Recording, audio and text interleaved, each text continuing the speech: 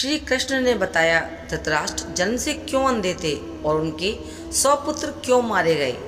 ये रहस्य जानने के लिए कहानी पूरी सुनिए। ये तो आप सभी जानते हैं कि धृतराष्ट्र जन्म से अंधे थे और उनका विवाह गांधारी के साथ हुआ। तो गांधारी ने भी अपने पति के अंधे होने के कारण अपनी आंखों पर पट्टी बांध ली और पूरे जीवन आंखों पर पट्टी बांधकर रखी। धृतराष्ट्र अंधे होने की वजह से बहुत ही व्याकुल रहते थे, लेकिन जब उन्हें पता लगा कि गांधारी को 100 संतानों को जन्म देने का आशीर्वाद मिला हुआ है, तो उनका अंधेपन का दुख समाप्त हो गया। धृतराष्ट्र के 100 पुत्र और एक पुत्री थी, लेकिन कुरुक्षेत्र के युद्ध में पांडवों ने उनके 100 पुत्रों को मार दिया। और जब वो बहुत दुखी हुए, क्योंकि एक पिता के लिए इससे बड़े दुख की बात और क्या हो सकती है कि उन्हें अपने 100 पुत्रों की मृत्यु का शोक मनाना पड़ा। भगवान श्री कृष्ण ने गीता में संदेश दिया कि सब कुछ पहले से निर्धारित होता है और उसी के अनुसार मनुष्य को उसके पूर्व जन्म के कर्मों का दंड भोगना पड़ता है। सुना था वैसे तो पांडव और द्रौपदी के मुख्य दोषी दुर्योधन दुशासन थे। धृतराष्ट्र जानते थे कि उन्हें उनके कर्मों का दंड मिला है, लेकिन जो शेष पुत्र थे उनका तो कोई दोष नहीं था। इस बात को सोचकर धृतराष्ट्र हमेशा परेशान रहते थे। जब महाभारत का युद्ध समाप्त होने वाला था, तो एक दिन भगवान श्री कृष्ण से धृतराष्ट्र ने पूछा कि हे केशव, मैं तो अंधा पैदा हुआ, मेरे 100 पुत्र मार दिए गए, मैंने ऐसा कौन सा पाप किया है जिसका मुझे दंड मिल रहा है? क्योंकि आपने अर्जुन से कहा था कि जो भी हो रहा है ये सब कर्मों का दंड होता है। मेरे अंधे होने और 100 पुत्रों के मारे जाने का क्या कारण है? आप मुझे बताने की कृपा करें, जिससे मेरे 100 पुत्र मरे हैं उनकी पीड़ा शायद इससे कम हो जाए। तब भगवान श्री कृष्ण ने कहा कि महाराज धृतराष्ट्र, जो भी आपने सुना है वो एकदम सही है। कर्मों का दंड तो हर मनुष्य को भोगना पड़ता है, उससे कोई नहीं बच सकता। राजा और सामर्थ्यवान भी कर्मों के दंड से नहीं बच सकते। ईश्वर सामर्थ्यवान लोगों को कुछ ज़्यादा ही जिम्मेदारी दे देते हैं, क्योंकि हमेशा ये सुना होगा तुमने कि कुछ पाने के लिए कुछ देना पड़ता है।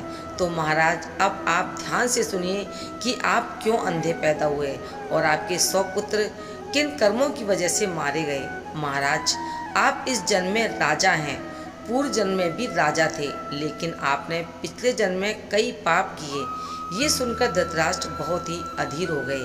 कहने लगे, केशव, मैंने इस जन्म में जो भी किया वो सब कुछ तो मैं जानता हूँ, लेकिन पूर्व जन्म में जो कुछ भी हुआ उसको जानने के लिए मैं बहुत ही उत्सुक हूँ कि वो कौन सा रहस्य है जिसके कारण मैं अंधा पैदा हुआ और मेरे 100 पुत्र भी मारे गए। तब भगवान श्री कृष्ण ने धृतराष्ट्र को पिछले जन्म के बारे में बताया। भगवान श्री कृष्ण ने कहा, महाराज धृतराष्ट्र, आप पिछले जन्म में एक राजा थे और आपके राज्य में एक तपस्वी ब्राह्मण रहते थे। ब्राह्मणों के पास एक हंस का जोड़ा था। उन हंसों के 4 बच्चे थे। ब्राह्मण उन हंसों से अपने संतान की तरह ही प्यार करते थे। एक बार ब्राह्मण को तीर्थ यात्रा के लिए जाना था, लेकिन हंसों को किसके भरोसे छोड़कर जाएं? इस चिंता की वजह से वो जा नहीं पा रहे थे। तब उन्होंने अपनी चिंता की बात एक साधु महात्मा को बताई। तो साधु ने कहा कि देखो, हंसों के कारण तुम अपना अगला जन्म क्यों खराब करते हो? क्योंकि राजा जो होता है प्रजा का पालक भी होता है, इसलिए तुम और तुम्हारे हंस दोनों ही उनकी प्रजा हो। तो हंसों को राजा की संरक्षण में छोड़कर तुम तीर्थ यात्रा को जा सकते हो। राजा अपनी प्रजा को पुत्र की तरह प्यार करते थे, इसलिए ब्राह्मण को ये बात बहुत अच्छी लगी। वो आपके पास गया, उसने आपको सारी बात बताई और आपसे तीर्थ से लौटकर आने तक हंसों की रक्षा का दायित्व लेने का आग्रह किया। आपने उनका आग्रह स्वीकार कर लिया। तो ब्राह्मण हंस और उनके बच्चों को आपके पास छोड़कर तीर्थ यात्रा को चले गए और इस तरह से आपके महल के तालाब में वो हंस रहने लगे। एक दिन आप अपने महल के बाग में घूम रहे थे। आपकी नज़र उन हंसों पर गई। आपके मन में आया कि मैंने सभी जीवों का मांस खाया, पर कभी हंस का मांस नहीं खाया। आखिर इसका स्वाद कैसा होता है? आप इस बारे में सोचते रहे और इस तरह से हंस का मांस खाने की जो आपकी इच्छा थी दिन पर दिन बढ़ती चली गई। जब आपकी इच्छा इतनी ज़्यादा हो गई हंस का मांस खाने की कि आप अपने आप को नहीं रोक पाए और ये बात आपने अपने रसोइयों को बताई। आपके कहने पर इस तरह से रसोइये ने हंस के 2 बच्चों को भूनकर आपको दिया और आपने उन हंस के बच्चों का मांस खाया। आपको उन हंस के बच्चों का मांस इतना स्वाद लगा कि आपने एक एक करके हंस के 100 बच्चों का मांस खा लिया और अंत में हंस बेचारा संतानहीन होकर बहुत ही दुख से मर गया। कई साल बाद जब वो ब्राह्मण तीर्थ यात्रा से लौटा और आपके पास आकर उसने अपने हंसों के बारे में पूछा, क्योंकि आपने तो हंस के बच्चों का मांस खा लिया था, इस तरह से आपने अपने प्रजा की संपत्ति चुपके से हड़प ली और आपने ब्राह्मण से कह दिया कि हंस और उसके बच्चे बीमार होकर मर गए। क्योंकि ब्राह्मण आप पर पूरा विश्वास करता था, उसने आपकी बात मानी और रोता हुआ अपने घर चला गया। भगवान श्री कृष्ण कहते हैं कि महाराज, आपने हंस के उन बच्चों को खाया और फिर झूठ बोला, तो इस तरह से आपने कई अपराध किए। आपने उस ब्राह्मण के साथ इतना बड़ा धोखा किया जिसने आप पर विश्वास किया।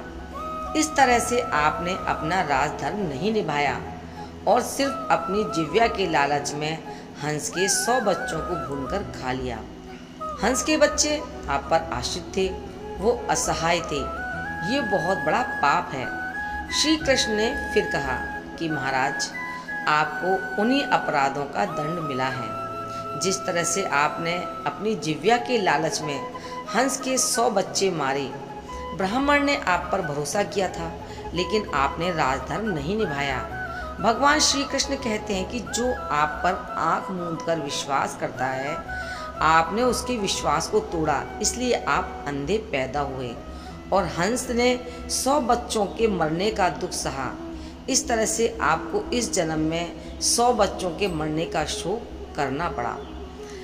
आप किसी को विष दे दो, लेकिन उसके साथ विश्वासघात मत करो, आप उसी का दंड भुगत रहे हैं। धृतराष्ट्र ने जब अपने कर्मों को सुना तो उनके दंड की पीड़ा कम हो गई और महाराज धृतराष्ट्र ने भगवान श्री कृष्ण के चरणों में अपना शीश झुका दिया। इसलिए हमें जब भी कोई दुख मिले तो ये ना सोचें कि हमने कोई बुरा कर्म नहीं किया। ये कई बार हमारे पिछले जन्मों का कर्म भी होता है। इसलिए बुरा कर्म करने से पहले सोचिए, जिससे अगला जन्म सुधारा जा सके।